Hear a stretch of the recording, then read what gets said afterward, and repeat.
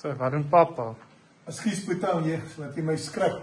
Nee, ek check net gou bietjie daai aanleggie wat paar jaar terug by Eagles Rock gedoen het. Kyk hoe mooi het hierdie gekom. Kyk, hier is die stainless steel wat hier opgaan by die conveyorbelt.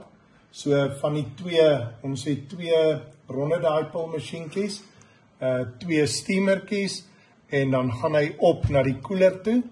En wat nou gebeur, hier in die bokant, die beltjie is geneig om so klein stofie af te gooi. Ek kyk net na hierdie dingetjie wat jy hier gebou het. So maar hierdie is ook stainless, né? Ja.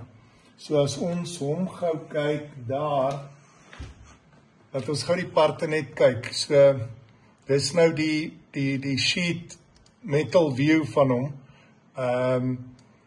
So dis hoe die hele part nou lyk. So kom ons gaan kyk gou in die fabriek hoe hierdie goed nou uitgekom.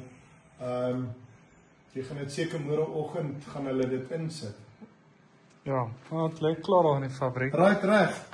Hier so lê hulle. O, hier lê hulle. Kyk gou hierso, ja. Is dit nie baie grand nie? Hier lê sommer klomp. Ja, dit gaan nou die hele konveier toemaak. So kyk net daar. Eagles Rock Animal Feeds. Dis sny ek nou vir my hierso. Okay, maar daar sy. Julle, dit is baie netjies. Boeta, kom ons gaan kyk na daai ander deel voor julle omweld. Right reg. kyk hoe lyk my arme vinger. Is die laser sny daar 'n maskerp.